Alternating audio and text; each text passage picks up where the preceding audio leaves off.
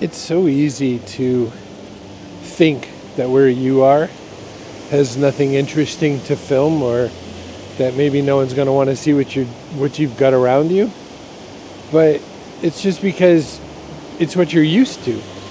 And a lot of times we're in places where there's really interesting stuff to see. It's just that our eyes are used to it because we've been here so much. And I think it's a good thing to remember, because seeing a place with a visitor's eyes or a tourist's eyes gives you two things. It helps somebody who hasn't seen something maybe see something new for them. And it helps you get another appreciation for where you are and what matters to you and why you like it. So I like that. Plus, it also lets you think about and reflect upon the choices that made you get to where you are, right? We don't just end up places a lot of times, we choose them. And even if sometimes the reason changes or the circumstances change, it's fun to remind ourselves why we got somewhere and what it means for us to be there.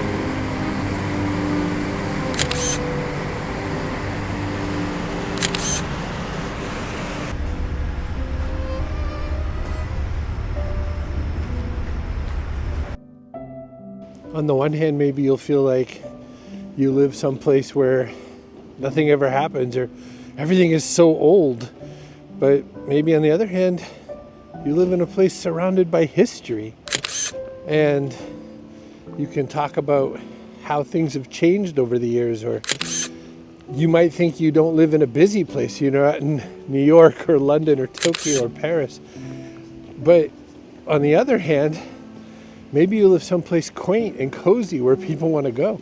The other day, someone told me, they were like, wow, you really live like in a Hallmark movie. And I said, I never really thought of it like that, but I guess I could see what you're saying. But then on the same time, the other thing I was thinking was, this applies to you and me. We might think we're not all that special, or we're not all that interesting, or we don't have something to offer. It's just like the situation in a town where you don't really value or remember to value the things that matter.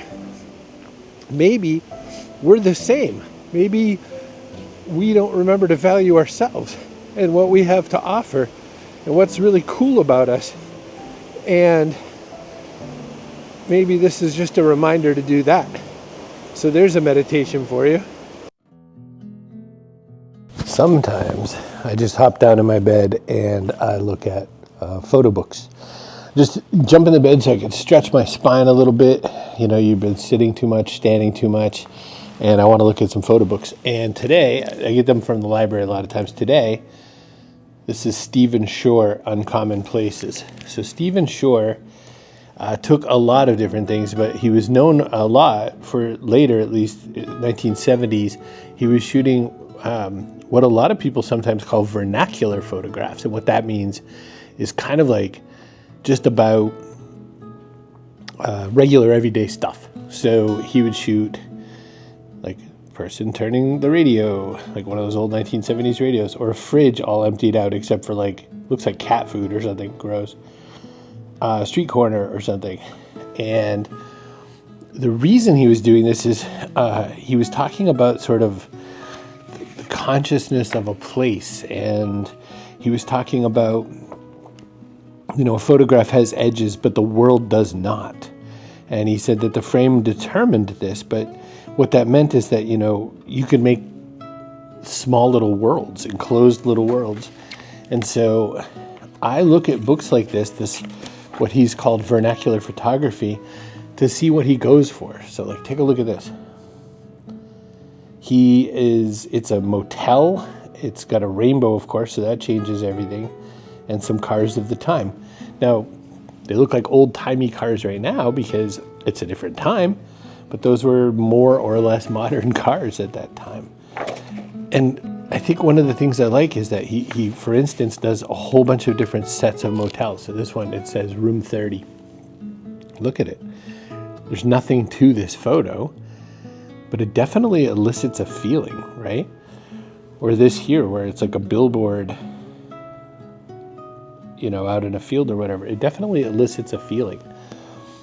It's good to go over photo books. It's good to look at other people's work and see what they get from it. Look at this shopping mall. This is 1973. Lazarus. What an absolute horrific name for a store, right? I mean, what name is a good name for a store? But, like, why is he doing or covering it? I don't know. But what you can do from it is you can think, first off, one reason to look at photo books is that on a day where it's a little too cold to want to do much outside, I've been out already, I've shot some photos, but I've shot like 8 photos because it's cold. My hands get cold. I have mittens on, I have 2 different jackets on, I have a hat, I have a neck warmer thing, I have really warm boots. But you got to use your hands to do photos. There's no getting around it. You can't quite like puff them up with a glove, so you kind of have to get your fingers out there. If it's too cold, then you could stay in. Now I've got something on the stove. I'm making something called shakshuka. I think you might know it. It's like kind of a Middle Eastern dish. It involves a lot of tomatoes, some eggs, and that sort of thing, some spices. And the house smells amazing. I chopped a bunch of fresh onions into it. I put a little few veggies that don't normally go in it. And I'm just looking through this book. And why? Because it'll give me ideas for shooting my own. It'll keep me connected to thinking about something that isn't, my work or what's on my mind. It's another kind of meditation. You start looking through and you wonder, what am I getting from looking at these? And the other thing you can do, speaking of that, is I'm looking through a photo book from somebody who's, a known photographer. But you're a known photographer to yourself. Look at some of the photos you've taken. If all you do is shoot, then how are you going to look back and reflect? If you don't reflect, how do you know you're getting anywhere? It's worth thinking about. So I was out for a while. I got a chance to take a look at what I thought of as sort of the world around and what it looked like. And now I'm back inside where it's nice and warm, waiting for my shakshuka to get off the stove and looking at Stephen Shore in this photo book while I'm sprawled on my bed, stretching my back. Grab a camera. Ugh. Grab a camera. Go out, take some shots. Or stay in and look at some photo books and use that as a way to meditate. What I'm not doing, there's no TVs on, there's no phone going, just talking to you. Related to that, if you want to drop me a line, chris@chrisbrogan.com. Always happy to talk with you.